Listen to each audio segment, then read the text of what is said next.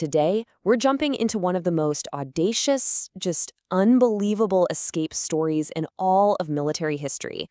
I'm talking about an American pilot who pulled off something straight out of a movie. This is the story of Bob Hoover. But before we even get to the escape, you really have to understand who we're talking about here. This wasn't just some random pilot. General Jimmy Doolittle, the guy who led the famous raid on Tokyo, called him, quote, the greatest stick and rudder man who ever lived. So you gotta ask, how does a pilot with that kind of reputation end up a prisoner of war? Well, our story really kicks off on February 9th, 1944. First Lieutenant Bob Hoover is only 22 years old, but he's already an ace with 58 combat missions. And on this day, he finds himself in a truly, truly desperate situation. Okay, picture this. He's flying over the Mediterranean and he gets jumped by Germany's elite Richthofen-Wing. He's outnumbered 4-1. And as if that's not bad enough, his Spitfire is handling like a truck. Why? Because the handle to release his external fuel tank literally snapped off in his hand. In a dogfight, being weighed down like that, it's a death sentence. But this is Bob Hoover we're talking about. Even with everything stacked against him, he still manages to shoot one of the German fighters down. But that was it. His luck ran out. Cannon shells just tear his plane to pieces, it catches fire, and he has no choice but to bail out into the freezing Mediterranean Sea. After 4 agonizing hours in the water, a German patrol boat fishes him out. His war was over, or so they thought. Hoover was sent to Stalag Luft 1, a Luftwaffe prison camp on the Baltic coast, and he'd spend the next 16 months there. This place was specifically designed by the Germans to be absolutely, positively escape-proof. So this really sets up an incredible showdown. On one side, you've got the prison, multiple fences, guard towers, patrol dogs. They even buried seismic sensors in the ground to detect anyone trying to tunnel out. But on the other side, you've got Bob Hoover, a guy whose defining trait was just an unbreakable will. This wasn't just about escaping a prison. It was a battle of wits and pure endurance. Now, every time one of his escape attempts failed, Hoover got thrown into solitary confinement. But here's what's so amazing about his psychology. He didn't sit in that tiny concrete box in despair. No, he used that forced isolation to meticulously plan his next and by far most unbelievable move. His grand plan, the one he cooked up in solitary, it all centered on this aircraft, the Focke-Wulf 190. This was one of Germany's best fighters, and in a beautiful piece of poetic justice, it was the exact same type of plane that shot him down in the first place. This plane was his only real hope for freedom. But think about that for a second. How do you learn to fly a state-of-the-art enemy fighter when you can't see it, can't touch it, can't sit in it? Well, Hoover basically became a spy, getting bits of information from talkative guards and documents they'd thrown away. He found another prisoner who had once flown a captured FW-190 and had that guy walk him through the entire cockpit layout, completely from memory. Hoover memorized every single switch, every gauge, and the entire complex startup sequence. He was mastering the plane entirely in his mind. But here was the one huge, seemingly impossible problem. The FW-190 used what's called an inertia starter. You see, you needed a ground crew guy with a big hand crank to get the engine's massive flywheels spinning fast enough before the pilot could actually fire it up.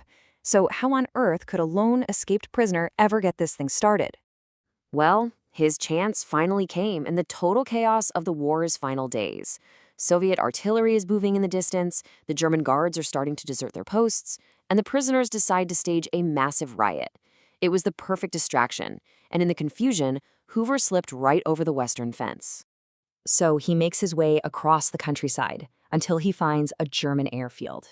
And there it is, sitting right on the grass, a working Focke-Wulf 190. And as for his ground crew, a single German mechanic, who Hoover and another escapee surprised. At gunpoint, with the war obviously over, the mechanic made let's call it, a very pragmatic choice. He started cranking. The engine roars to life. Hoover, now alone in a single-seat cockpit, doesn't even bother looking for a runway. He just firewalls the throttle and takes off straight across the grass field as other Germans come running towards him. He was airborne, in an enemy plane. Just think about his situation. He is utterly, completely alone. He's got no radio to call for help, no maps to figure out where he's going, and no parachute if anything goes wrong. The only thing he has to navigate by is the setting sun. And here's the most terrifying reality of it all. with German markings and a swastika painted on the tail.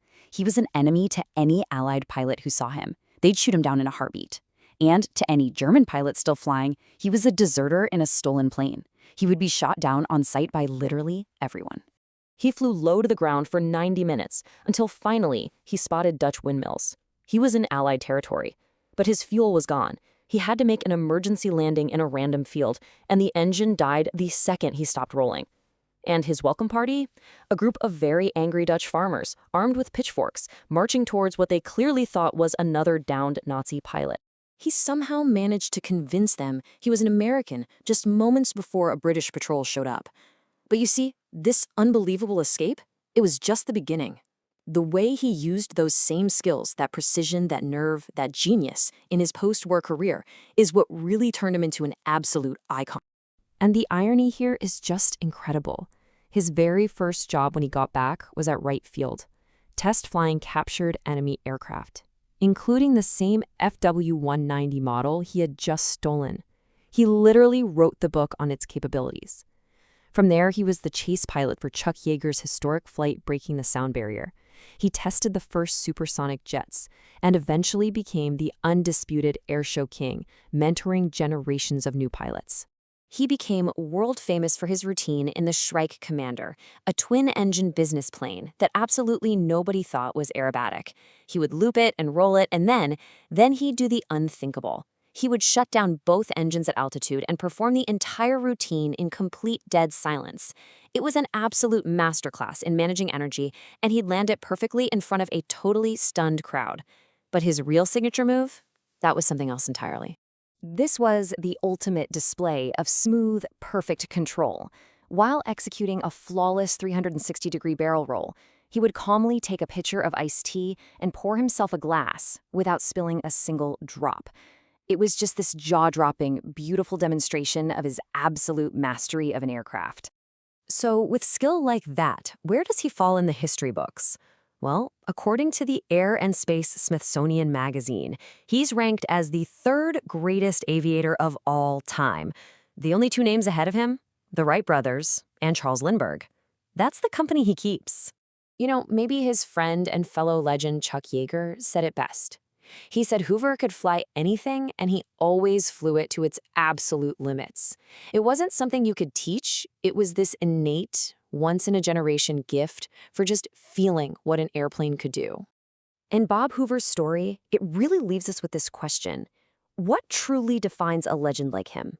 Is it the wartime audacity to survive the impossible? Or is it the peacetime genius to shape the future of what's possible?